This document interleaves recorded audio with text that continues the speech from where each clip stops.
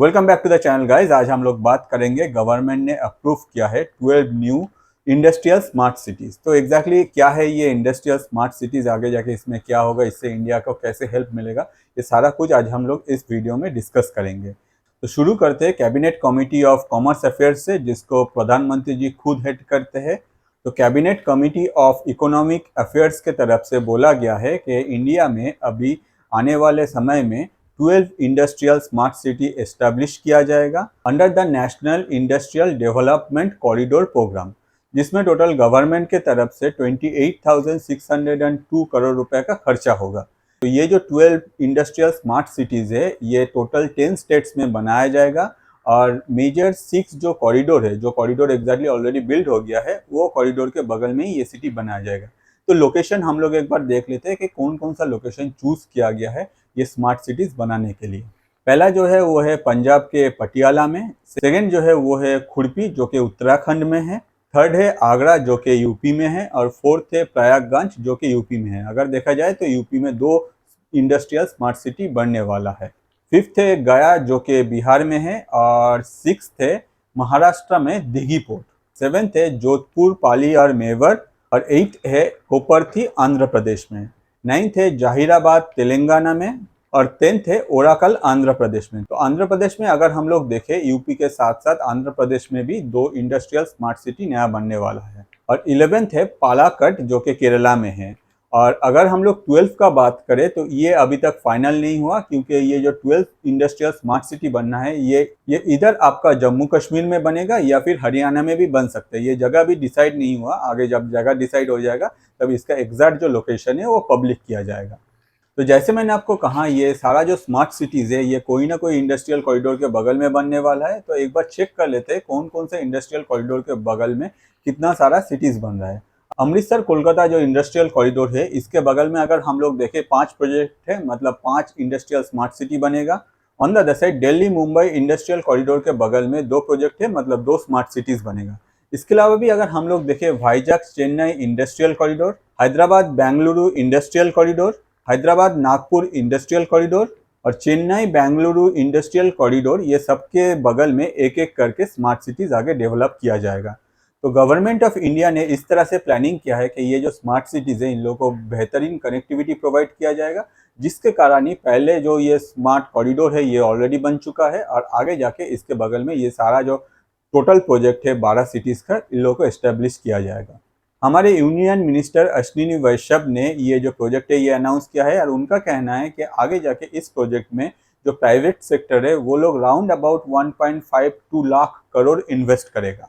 तो जब ये स्मार्ट सिटीज़ बन जाएगा, उसके बाद जो प्राइवेट प्लेयर है वो लोग अपने तरफ से आएगा और अपना जो बिजनेस है वहाँ सेटअप कर पाएगा। और ये जो काम है ये फास्ट ट्रैक वे में किया जाएगा। मतलब अगर आपको कोई भी स्मार्ट सिटीज़ में अपना बिजनेस सेटअप करना है, at that point of time government अपने तरफ से सारा जो तैयारी है वो करके रखेगा, और आप बहुत जल्दी अपना जो बिजनेस है स्मार्ट सिटी में सेटअप कर पाएंगे। साथ ही साथ इंडस्ट्रियल कॉरिडोर के साथ आपको बेटर कनेक्टिविटी मिलेगा, जिससे आपका बिजनेस में आप जो भी कुछ प्रोडक्शन करते हैं या फिर आप अगर कुछ टाइप ऑफ सर्विस प्रोवाइड करते हैं, तो वो प्रोडक्ट या फिर सर्विस अपने डेस्टिनेशन तक बहुत जल्दी पहुंच जाएगा। मैं आपको बताऊं, ये जो स्मार्ट सिटीज़ बनने वाले हैं, ये पहले जो स्मार्ट सिटीज़ बने हैं उन लोगों के जैसा ये नहीं होगा। ये कम्प्लीटली स्क्रैप से बनाया जाएगा और ये ग्रीनफील्ड स्मार्ट सिटीज़ होगा।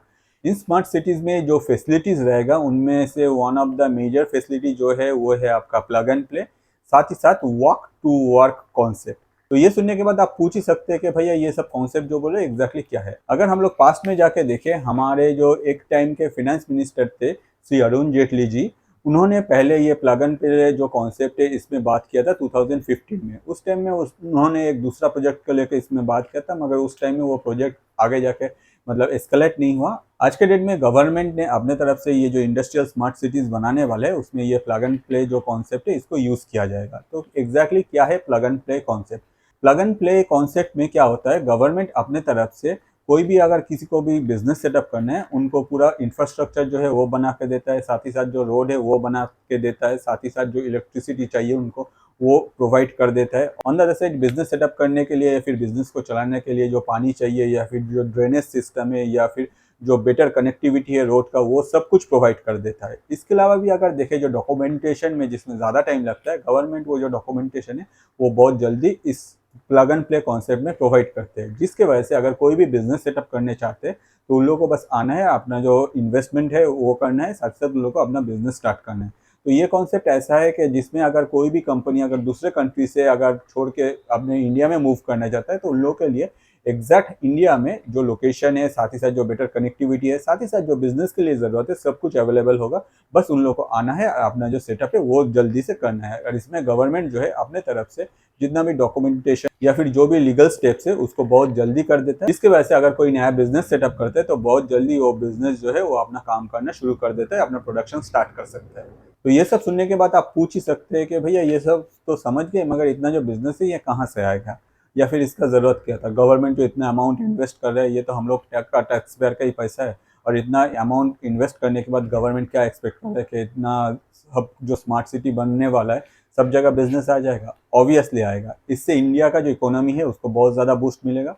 द मेन रीज़न है कि चाइना से अब बहुत सारा कंपनीज जो है वो चाइना से एग्जिट कर रहे हैं, और वो लोग एक दूसरा लोकेशन ढूंढ रहे हैं, एक दूसरा कंट्री ढूंढ रहे हैं जिस कंट्री में जो मार्केट है वो अवेलेबल हो, जैसे कि हम लोग के इंडिया में है। ऑन द अदर साइड जिस कंट्री में जो गवर्नमेंट है वो स्टेबल हो। आज के डेट में अगर हम लोग देखें, हम लोग के पड़ोसी जो बांग्लादेश है, पाकिस्तान है, इन लोग का जो गवर्नमेंट है क्या हालात है सबको पता है। ऑन द अदर साइड वो लोग ये भी देख रहे हैं जो कंट्री का इकोनॉमी जो है वो धीरे धीरे ग्रो कर रहा है, क्योंकि कंट्री का इकोनॉमी अगर ग्रो करेगा तो ऑब्वियसली कंट्री में जो बिजनेस है लोग को अभी ग्रो करने का चांस मिल जाता है। तो ये सब देखने के बाद ही जो बिजनेस है या फिर जो बिजनेस के ओनर्स है वो लोग चाइना से एग्जिट कर रहे हैं। आज के डेट में हम लोग ऑलरेडी देखे कि एप्पल पहले जब चाइना से एग्जिट किया उसके बाद इंडिया में आया, और एप्पल का जो प्रॉफिट है वो किस लेवल पे जा रहा है या फिर एप्पल किस लेवल पे परफॉर्म कर रहे हैं इंडिया में प्रोडक्शन करने के बाद। तो ये देखने के बाद भी जो डिफरेंट इंडस्ट्रियलिस्ट है, जो लोग अपना जो सेटअप है चाइना में या फिर दूसरा और भी कोई कंट्री में करके रखे, वो लोग को इंस्टेंट बिजनेस स्टार्ट करने के लिए जगह चाहिए, और वो जगह जो है वो ये सारा जो स्मार्ट सिटीज़ है वो प्रोवाइड करेगा। साथ ही साथ इससे इंडिया का जो इकोनॉमिक कंडीशन है वो भी बेटर होगा। ऑन द अदर साइड अगर देखा जाए, इंडिया में जो मेजर इशू है भाई जॉब, सबको जॉब चाहिए, तो वो जॉब जो है अगर कोई भी कंपनी सेटअप होता है तो उसमें ऑब्वियसली उन लोगों को मैन पावर चाहिए। तो वो जो मैन पावर है वो इंडिया में अवेलेबल है। इंडिया का अगर कॉस्टिंग देखा जाए दूसरा जो वेस्टर्न कंट्रीज़ है उन लोगों के कंपेयर में, तो इंडिया में कॉस्टिंग काफ़ी कम है। On the other side India का जो इंफ्रास्ट्रक्चर अभी बन गया है वो इंफ्रास्ट्रक्चर कोई भी प्रोडक्ट को सप्लाई करने में बहुत ज़्यादा हेल्प करेगा। तो ये सारा जो फैक्टर है ये कोई भी बिजनेसमैन को अट्रैक्ट करेगा, और जिसके वजह से ही गवर्नमेंट ने अपने तरफ से ये स्टेप लिया है कि आगे जाके ये इंडिया का इकोनॉमिकल ग्रोथ में, साथ ही साथ इंडिया का जो अनएम्प्लॉयमेंट रेट है उसको घटाने में एक मेजर स्टेप या फिर एक मेजर पिलर बनेगा। तो होपफुली ये वीडियो आपको अच्छा लगा है। ऐसे ही अगर इंटरेस्टिंग वीडियो आपको और देखना है तो मैं आपको रिक्वेस्ट करूंगा, मेरा YouTube channel that is Atanu Paul ATANU space PAL को जाकर आप सब्सक्राइब कर सकते हैं। जब भी सब्सक्राइब कर देंगे प्लीज़ बेल बटन में क्लिक कर दीजिए, क्योंकि उससे क्या होता है दिन में डिफरेंट टाइम में वीडियोस आता है, जब भी आएगा आपके पास नोटिफिकेशन पहुंच जाएगा, आप देख पाएंगे। ऑन द अदर साइड जो वीडियो आपको चैनल में सबसे अच्छा लगता है मैं आपको रिक्वेस्ट करूंगा आपके लाइफ के जो स्पेशल पर्सन है उनके साथ शेयर कीजिए, क्योंकि उससे क्या होता है आपका जो सोच है, आपको क्या देखना अच्छा लगता है उन तक पहुँचता है, और हम लोग जैसे जो क्रिएटर है हम लोग का जो रोजी रोटी है वो चलता रहता है। आज के लिए इस वीडियो में इतना ही। नेक्स्ट वीडियो लेकर मैं फिर से हाजिर हो जाऊँगा। Thank you.